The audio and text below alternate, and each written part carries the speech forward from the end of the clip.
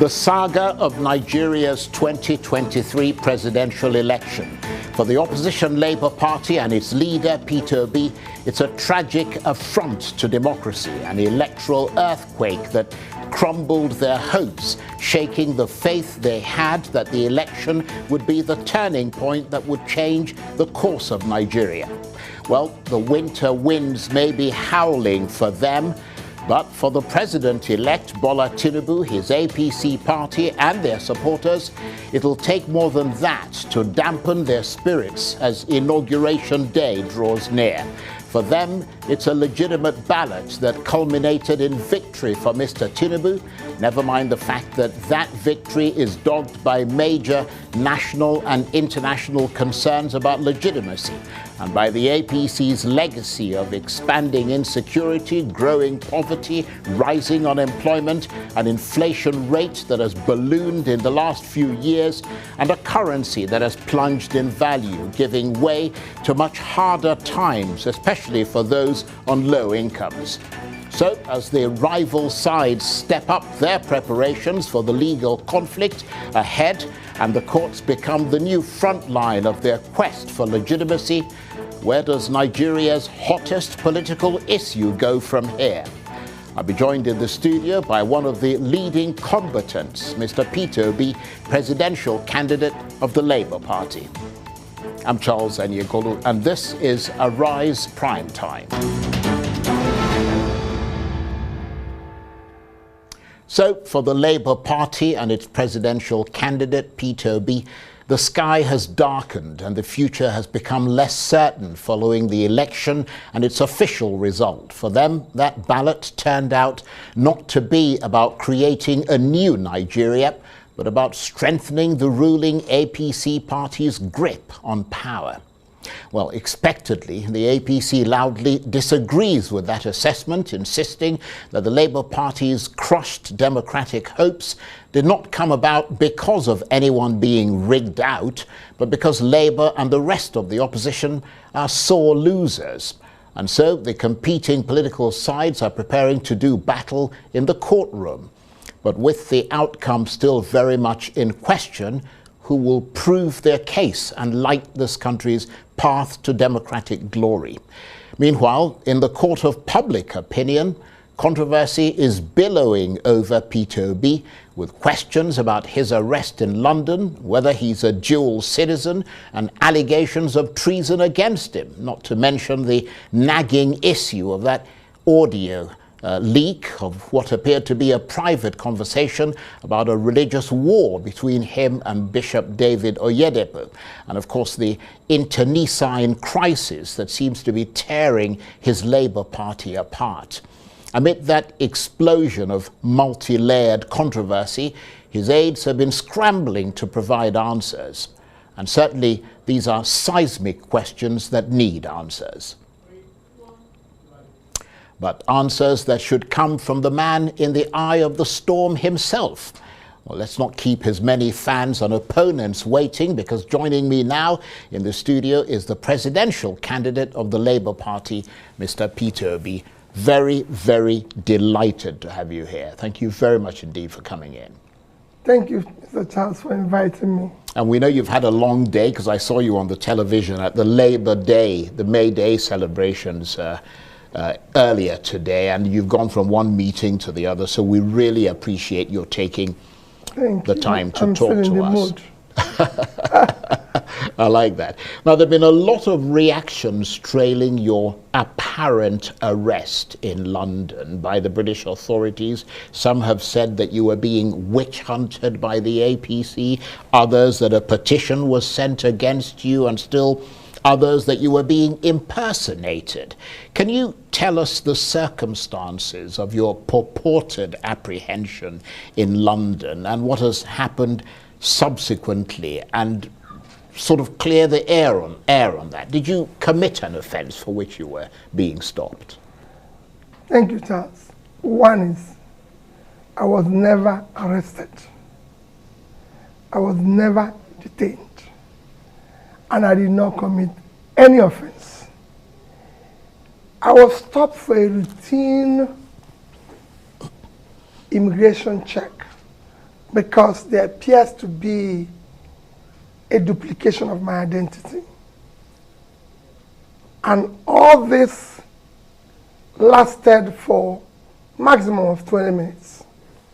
And I was treated in what I do with all due respect. Charles, I lived in the UK in the 90s, say from 1993 until 2005. I remember meeting you in London, actually, in that period. Yes. Charles, not just that I lived there, from that 1993 till now is a period of 30 years. I have never been questioned, arrested, detained in any country in the world. I've never been, for any reason, found myself in any manner being questioned for any offense. I've not committed any offense. So it was a routine immigration check. And it lasted, like I said, less than 20 minutes. And I was actually given all the due respect by the border personality that interviewed me, who told me, your identity is duplicated, be careful. And actually had to walk me through what I can call the VIP process and everything. And I have a written document from British government. I've seen that document. Thank you. I showed it to you. Clarifying the situation. He was never detained, and it was just a few minutes question and everything. And they were Nigerians because I arrived on British Airways. So they were Nigerians who were queuing up. Even Woods here was even worried that I was asked to just wait for a few minutes. And when that happened, I explained it to them, and there was nothing. But it's been traumatized and everything because it's me. People said I was detained, committed an offense. People said even committed several offenses and everything. Oh, his company was closed. He wasn't paying tax. Charles, for the years I lived in Britain, never have I had any day been questioned. And I can say it, my taxes, my days were duly paid. In fact, most times, they have refunded me money for overpayment. I've borrowed money, I've done everything globally. Not one day did I default in any. If you find one default, then it's not Peter Obi. Well, I'm glad you clarified that point about the arrest. And in support of the point you're making, I have seen the letter from the British High Commission making it ineluctably clear that it was no such thing. Nevertheless, as you said, there was a huge hullabaloo about that in Nigeria. I mean, was that a humiliation for you, or at the very least embarrassing that all this was being talked about you, and I mean, even the people who follow you were disappointed? Charles, I would have made comment on it earlier, but these things happened during what I call holy month, where for me as a Christian, it was a fasting period and period of the Ramadan. And I felt it is not time to make comments. I only answered one question within that period when I was mentioned with treason, because I felt it's a huge offense. And because it was actually mentioned where it shouldn't have been mentioned. Other than that, I just felt this is the clarification. And I've just shown you the letter. Yes. I won't go about telling everybody and showing everybody the letter. Yeah, that is true. It just showed you where we've taken our rascality to, where people now come up with all sorts of things. Well, some people said you were deported from the UK. but obviously not. No, they saw it. I was routine check and I was allowed to go. Right. They even saw where I attended churches and meetings and everything. But that's where we have reached. But I mean, what sort of questions did they ask you when they took you in? Nothing. I was there. Nobody took me to anywhere. Right. I was just in front of a counter, and I was asked a question, and they said, there's something wrong with your identity. There's something wrong with your identity. Just give me a few minutes, and that's it. And I sat there for a few minutes. For about 15 minutes, he came back and said, your identity is duplicated. And if my identity is duplicated, you've lived abroad as identity theft, duplication, which I would say must have originated from here. But Well, that is for another day. Yeah, I'm glad you've clarified that point. But there's also another question being raised about whether you are a dual citizen. As you said, you lived in London for a long time. I mean, do you have dual nationality, either British, American, or elsewhere? Because I was reading somewhere that you were conferred with the honorary citizenship of Dallas, Texas in 2022. Charles, you know what that means? It means nothing. Yeah. Even one of the presidential candidates said it that it means nothing. It just shows that, okay, well, if you come into this city, you're welcomed. It doesn't even give you a visa. If you apply for a visa, it can't even help you for your visa application. It means nothing. Charles, I've never applied. Right. And I will never apply for citizenship of any other country. Yeah, but I'm a Nigerian. Right. But I believe in Nigeria. I lived in the UK for a period of about 12 years. I had a permanent stay. So you were a permanent resident in the UK? But I had indefinite stay, right. Okay. Which means I can stay there for the rest of my life. Yeah. But when I left the UK in 2025, I went back to them and said, take your stay. I'm no longer have anything. And I go to the UK with visa. And also to clarify the fact that even if you were a permanent resident, that doesn't make you a citizen of that country. I'm just telling you that even that stay, I returned it. Right. I have never applied, and I will never, as long as I live. Right. My family knows this, everybody knows that. I was born in Nigeria. I'm a Nigerian. God created me a Nigerian. He would have made me an American, or a Japanese, or a British. But since he made it that I'm a Nigerian, I will want to live and die in Nigeria. Nevertheless, Asari Dokubo, who is a well-known person from Rivers State, says he can prove that you are a citizen of the Solomon Islands, and that the conditions for buying property there is that you must be a citizen. What's your reaction? Do you own property there? One, I don't know where is Solomon Island.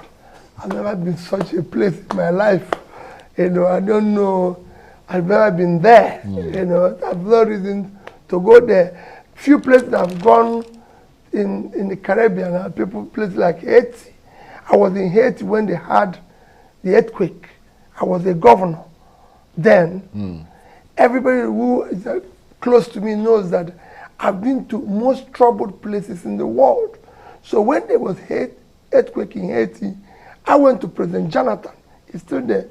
I said, Mr. President, I'm going to Haiti. They had an earthquake. I want to go and help them to rebuild. He was even surprised. He said, Peter, why? I said, that's what I've done all my life. I've been to most troubled parts of the world. As I'm speaking to you, Mr. President, I've withdrawn my son from school. We're going there to Haiti. And I went there. A high commissioner then will tell you, I even met some police officers from Nigeria who were there, and they will tell you. I even traveled with some of the people who, Bob Manuel, who used to be one of the actors, he saw me and said, I'm going to this place to help them rebuild. And I helped them to raise money then, over $200,000. So I've been to Haiti, and I've been to Barbados. So other than that, I can't remember. I don't know where Solomon Islands, Charles. Right. I've never been there. I don't own a property anywhere outside Nigeria, except in the UK, where I lived. Yes. Other than that, any other place that there's a property in the name of Peter Obi, it is fake. It doesn't exist. And I don't need it. Why would I own a property where I don't live? Well, I'm glad you clarified that point, but I'm afraid there are other things that need clarification. The Minister of Information, Lai Mohammed, recently called for your arrest, accusing you of treason. Do you see any links between your activities lately and any treasonable offences? Charles is height of rascality. Height of rascality. That it was even announced in Washington. I committed a treasonable offense, and I'm in Onitsha. And my minister went to announce it in Washington. This is what I'm talking about. We're not talking about waste in governance here. People don't want to understand. The amount it costs Nigeria for him to go and announce that in Washington can fix, I can tell you, I've been in government, can build a block of 6 classrooms in a primary school. I'm sure if you go to his village, there's so many places where children don't even have desk or classroom to go to school. And instead of using that money to go and do it, he used that money to go to Washington to announce of treason of somebody who is in Onitsha. He doesn't need to do that. It is rascality of the highest order. These are the reason why we want a new Nigeria where things will work the way it works in other climes. From there he went to London, announcing the same thing. Well, I'm in Nigeria. He should have come to see me or invite me and say this is the offense. How did we get here? Yeah, that's a good question, but I'm afraid it will remain a rhetorical question at the moment. Some of your followers, just moving on from that, who are known as obedience, have recently engaged in a sort of caustic exchange of words with Professor Wale Soyinka, the Nobel laureate, and he said that they simply don't accept any form of criticism. And I think it was around the time when he made the comments about fascism and your deputy, Yusuf Baba Dati Ahmed. What are your thoughts on that? Well, Charles Prof is a respected, revered personality in Nigeria and globally. And I've always respected him. And he's a dear father to me. And for me, I was very, very sad that there was such a change. Some of the obedience, I must tell you, or people they, mentioned that the obedience are not entirely people who are with us. The oppositions have also come into it and are using it at times. You mean other opposition parties? Other parties. opposition parties. Right. But that is not to worry about. But I was very sad there was such a change between a respected father but you have to understand this. These young people are people who have been so deprived by supposedly a system that is supposed to care for them. They've been pushed to the wall. Even me, Charles, the way they even react when I say things. But I could see their pain. I could feel it. Because I live in the same system, Charles, that they are living in. I said it in Enugu 2 days ago. I said, listen, I lived in this town. I went to JL in Enugu as a student, University of Nigeria, Nsukka, and paid 2,600 and something naira for a Volkswagen car. And within 2 years, Umano Motors in Nsukka sold a 505 to me at 2,700 naira, at 6,800 and something naira in the same country. I remember Ozumano telling me that they have too many orders from so many lecturers, so my own will be delayed. If you go and see people like Professor Wala, my lecturer then, they are driving new cars. It's some society where we lived, everything was working. All of a sudden, these young fellows now live in what you can consider a war situation. So at times, you know, there's issues. I will make my own comment in it that Prof remains a revered father, and I'll keep respecting him for that. And of course, young obedience, I feel for them. I wish we can see what they're saying. I wish we can feel what they're feeling. The pain. Charles, I go around these young people. There's nothing the society is offering them. Well, it's not just even when they try to do it on their own. Yeah. This is a place where if you carry...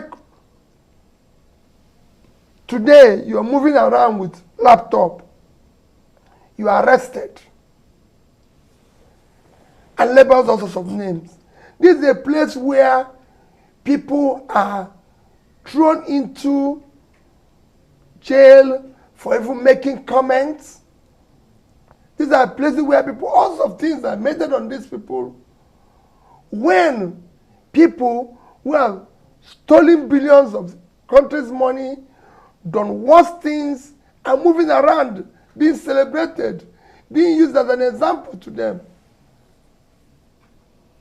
Well, on the back of what you're telling us, today is, of course, Labor Day or Workers' Day, and Nigeria marks the day amid rising unemployment, which kind of relates to the people that you're talking about, because a lot of the people who are most affected by unemployment are young people, and many of them are part of the obedient movement. What is your message about that? Well, Charles, what message can you give them? Which country of our size that you know today is going through what we're going? We have almost 40% unemployment and 65% youth unemployment. When you talk about 1.3 million people being grouped as multidimensional poor, huge percentage of these are young people in their productive age, doing nothing without knowing where the next meal will come from. And nobody cares about them. And that's what is happening everywhere. And again, if I try to say something, you will even see where I said, I will start fighting poverty from the north. And people say, oh no, he's insulting people from the north. Even when Nigerian Bureau of Statistics said that out of this 133 million people, 86 million is from the north. And I say that's where we have vast or cultivated land, and I believe that we can make more money from agriculture than we're making from oil. And the only way to put this people out of poverty is to invest in these resources and invest in them, in everything. So for me, I feel for them. So that's how you think we should start reducing unemployment, is it?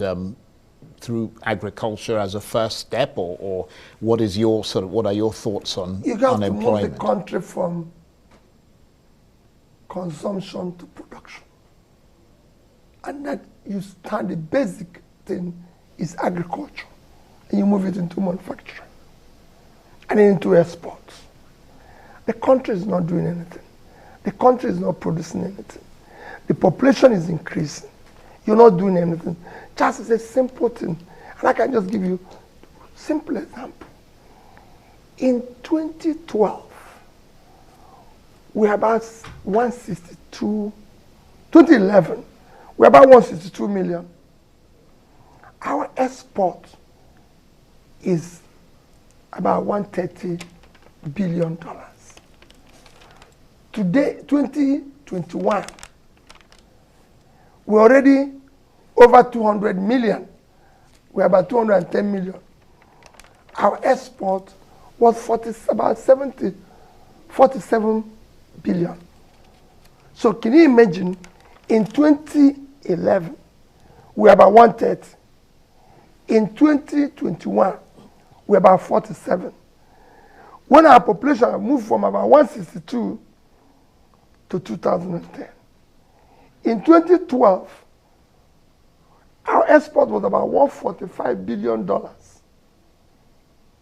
In 2020, as at that time, we were about 167 million in 2012.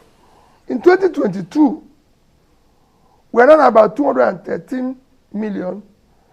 Our export last year, if I look at Nigerian Bureau of Statistics, is about 26.8 trillion, which if you convert it with 445 official rate, it's actually about 60 billion. So we couldn't even do half of where we are in 2012. What does it show?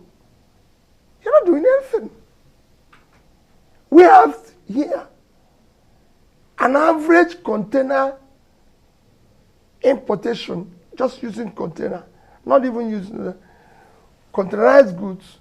We are now above 1 million. I think it's about, what I read last time, it's about 1.5 million approximately. Charles, several of these, up to 70 or 80%, go back empty. No other country. If you decide today that you have 1.5 million containers coming into Nigeria, and all of them must go back with some form of export, put it on average of about $20,000 per container going back with goods. That's $30 billion. So if, for example, 50% of this goes back empty, you lost $15 billion for a country that needs every dime. That's a very interesting point. So we need to do something. Yeah, I'm going to ask you to stay with us because we have to take a short break, but we will be back. It'll give you a chance to have a sip of water. You're watching Arise Primetime. 20 more still ahead as we continue our chat with the presidential candidate of the Labour Party, Mr. Peter Obi. Stay with us.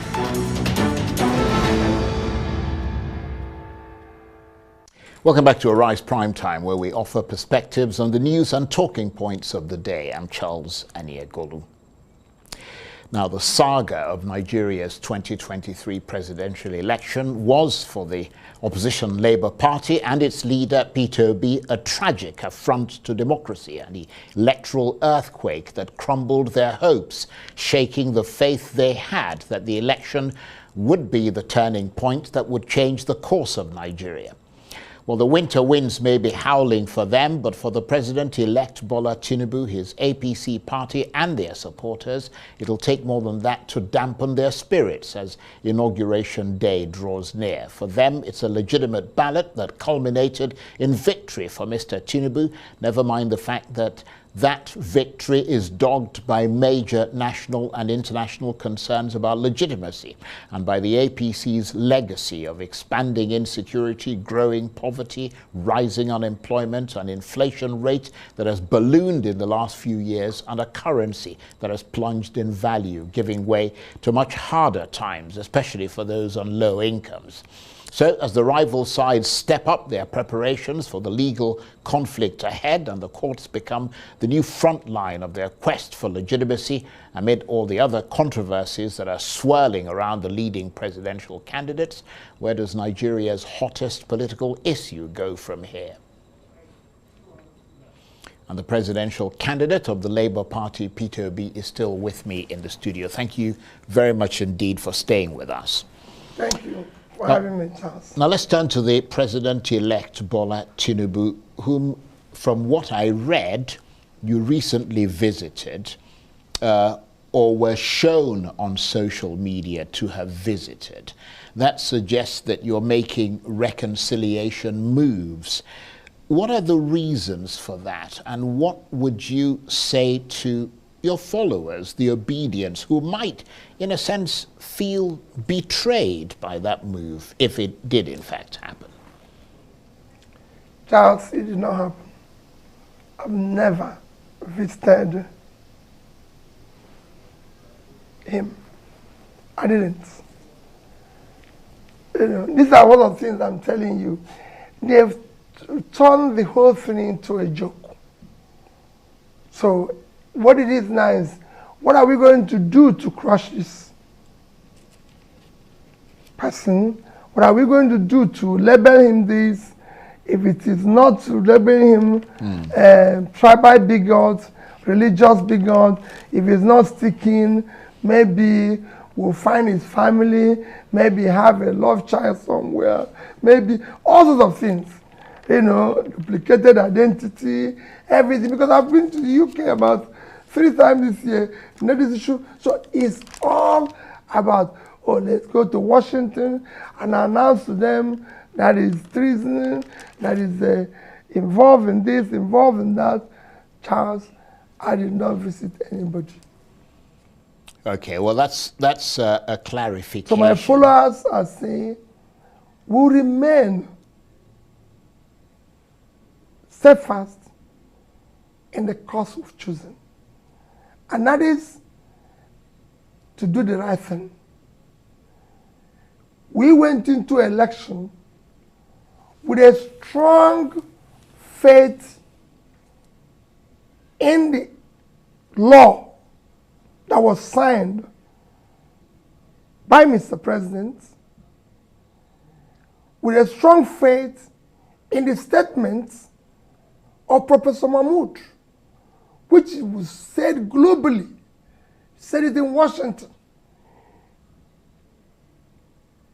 said it in Chatham House, in places where even other electoral bodies don't come to say anything. He said it all over Nigeria. Even when people doubted it, he said nobody should doubt it. It's going to be this real time. Why do we have to go through that? Just why do we have to? Why is this country built that things must be wasted? So why do you think he said those things and did something else? We spent nearly $1 billion for this mess. We could have just saved the money. After all, if the university striking lecturers were giving 400 billion, there wouldn't have been no strike. We'd have just asked Mr. President, you're going, please appoint somebody of your choice. You would have saved everybody, the parties that were running around, all those monies people use for campaign and everything, running around, even those who shared money for their primaries, they would have saved all that money, even for the forms, and use it to invest in the 2 critical areas that is keeping this country underdeveloped: education and health.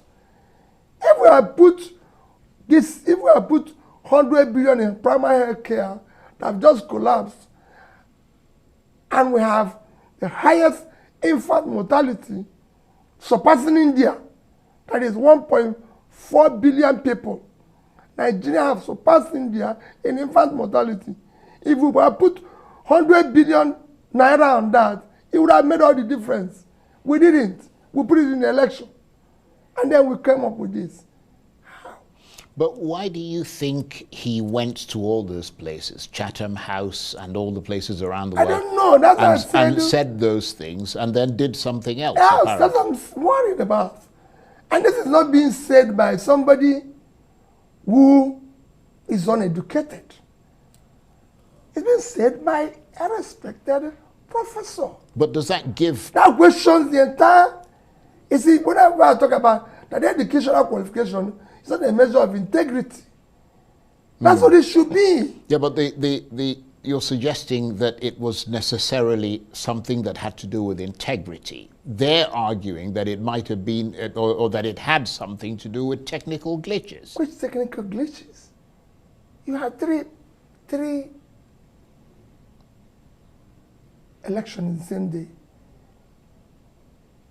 The other 2 went through the same promise you made.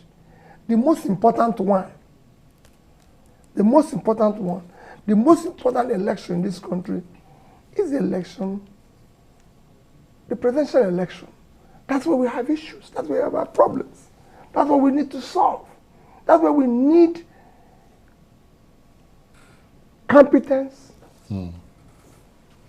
capacity, integrity, and everything that character, everything that is required to move it forward. And that is the only one that you have glitch. Which glitch? Can they explain the glitch? Have they ever explained it to anybody? INEC is still uploading the result till today. Does it make sense? Well, presumably that explanation they'll be forced to make it in court. And of course... No, it's not even making it in court. You look at the country. Charles, we have a country. We're not the only country globally. There's hundreds of countries globally. Why must our own be always a problem? Well, you and your party, the Labour Party, are now preparing to enter into a storm of the unknown, into legal, uncharted territory. You've filed a legal challenge in court. What is your sense of how it's all looking as your appointment with that tribunal draws near? Well, the court will decide. I believe the justices also are on the spot. It is for them to interpret the Constitution, whichever way they do it.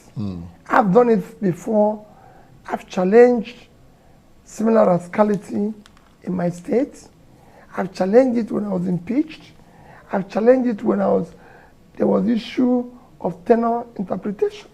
So I'm challenging it again.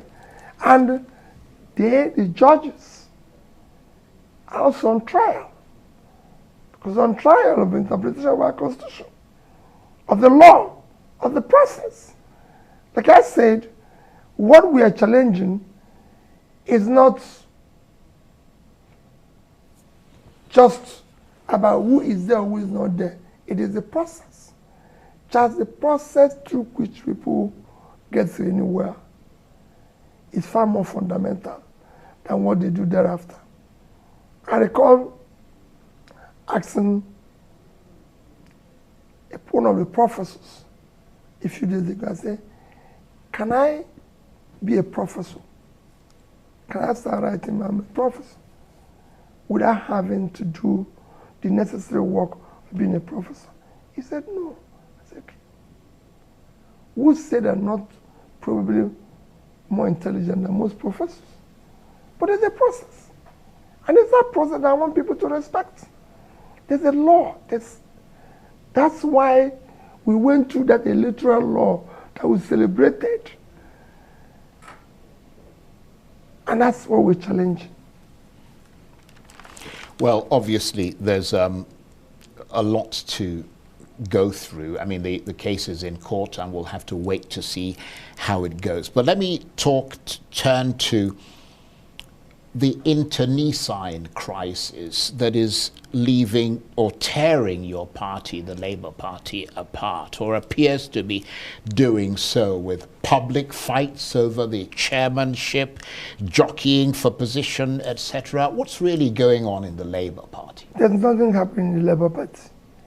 I like what you said. There's nothing wrong in Labour Party. It's the same rascality that is going on all over the place. The chairman of Labour Party is Barrister Julius Abure. That I can tell you.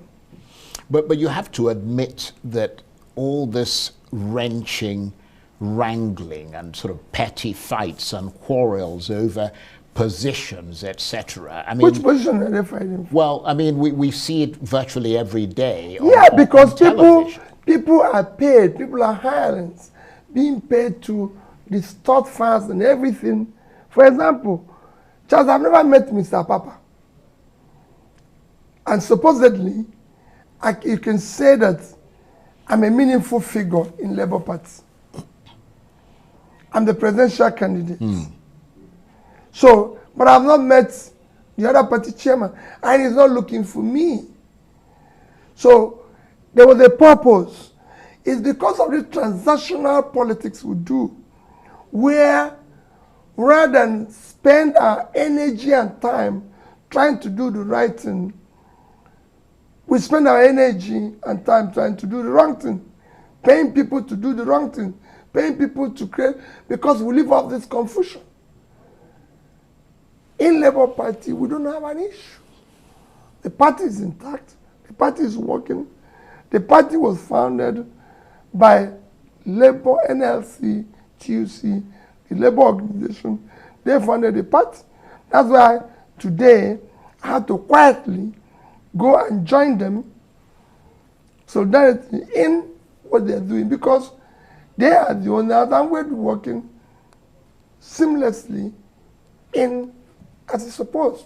Well, I mean, but you have to have all these problems by paid agents and everything.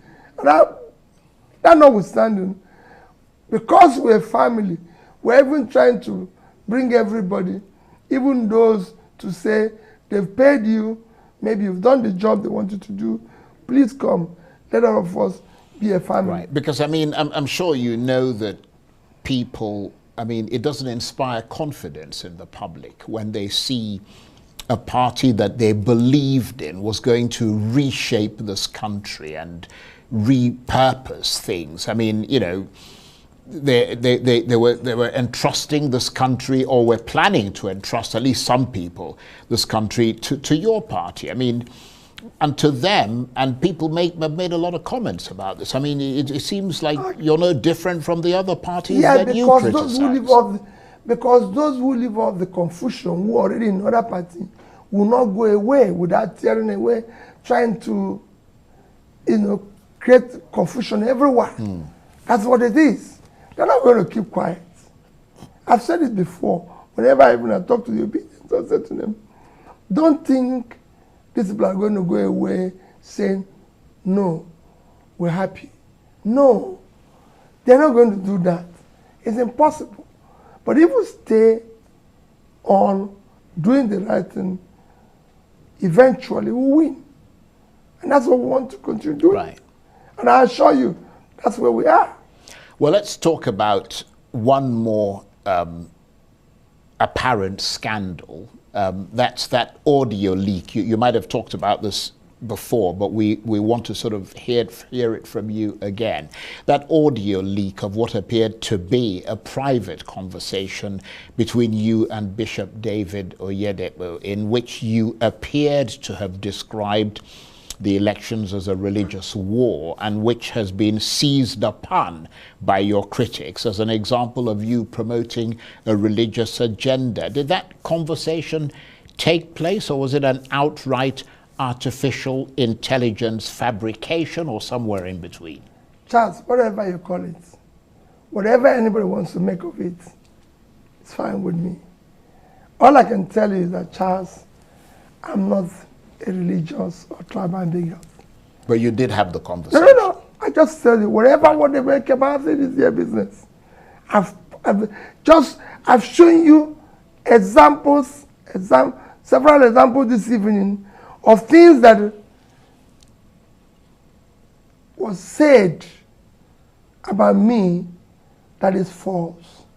For dual citizen, for detention, for treason, from this. So whatever they make it, let me tell you, I am not a religious bigot. Right. I'm not a tribal bigot. But did that conversation go and take look in the history of this country and ask yourself, how many people have been opportune to serve privately and publicly and surrounded themselves around with Nigerians?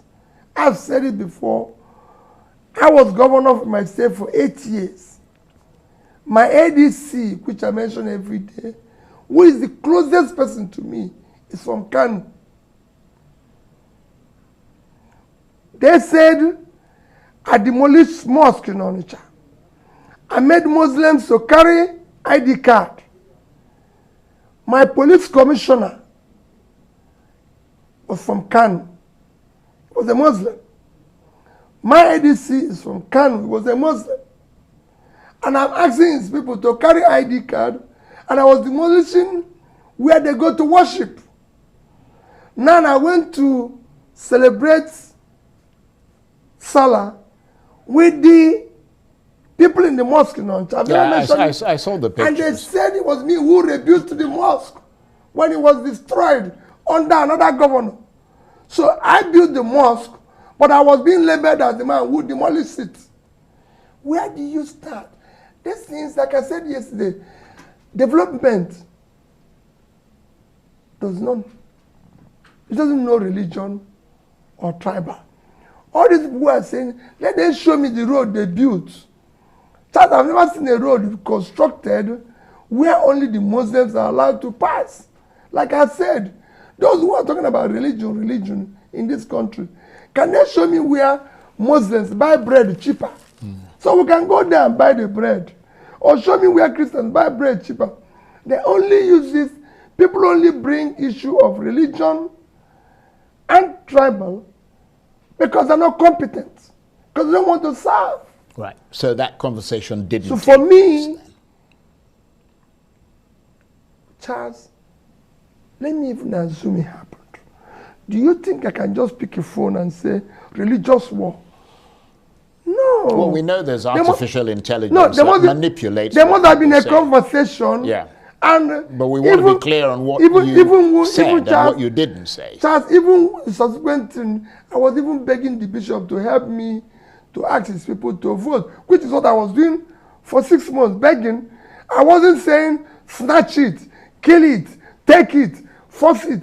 I was even begging, which shows that I continue to look for vote by begging. It shows there's so many things you've tried to do, but everything, okay, it's easy to manipulate. Let me tell you, those who have been manipulating people in Nigeria have been doing it, but it's coming to an end because even those that are manipulating are not dying of hunger. So they will soon know who is a religious bigot, a tribal bigot. I am not one. I've just given you an example that I built mosque. To today, no non-Muslim governor have sent more people to Mecca than me.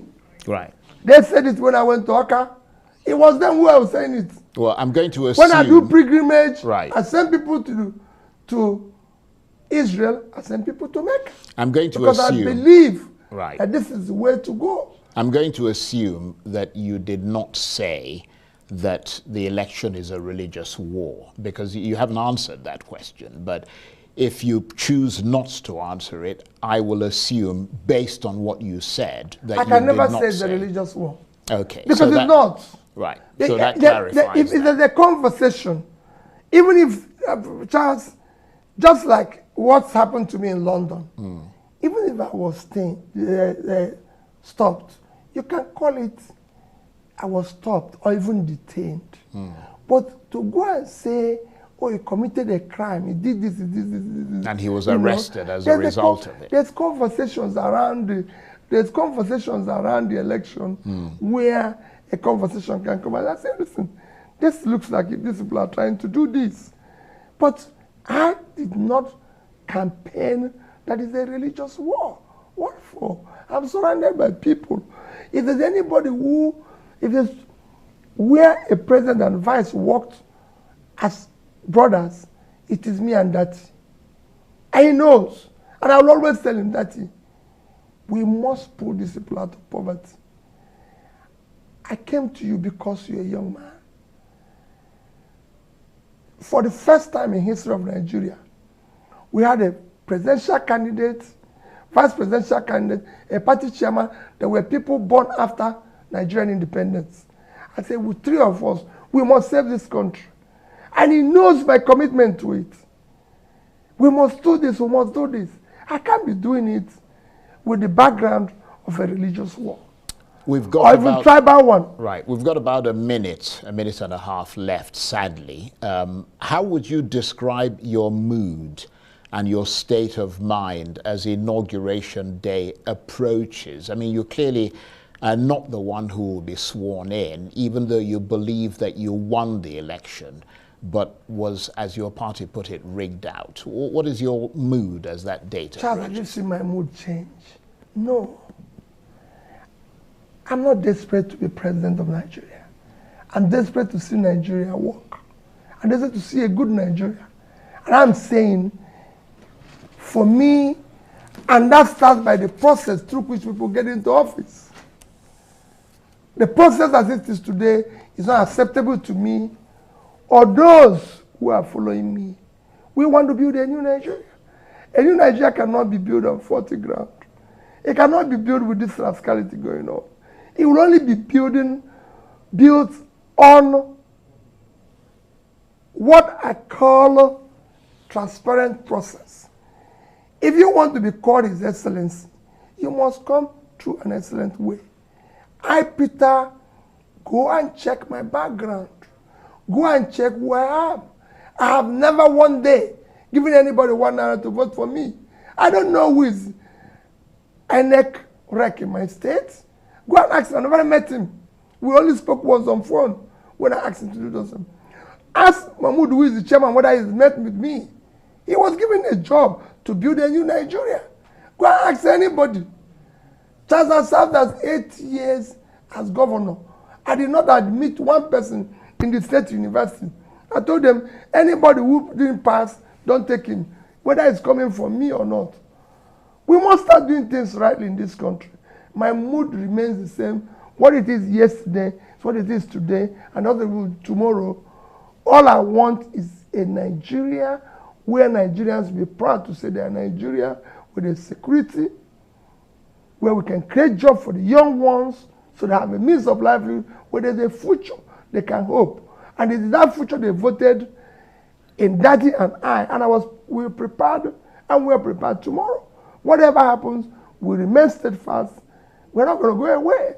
I'm not going to go away. Like I told you, I'm not a citizen of any other country. I'm a citizen of Nigeria. I believe in Nigeria, and I've said it. If there's war outside Nigeria, if there's war in Nigeria today, I'm outside, I'll come back here.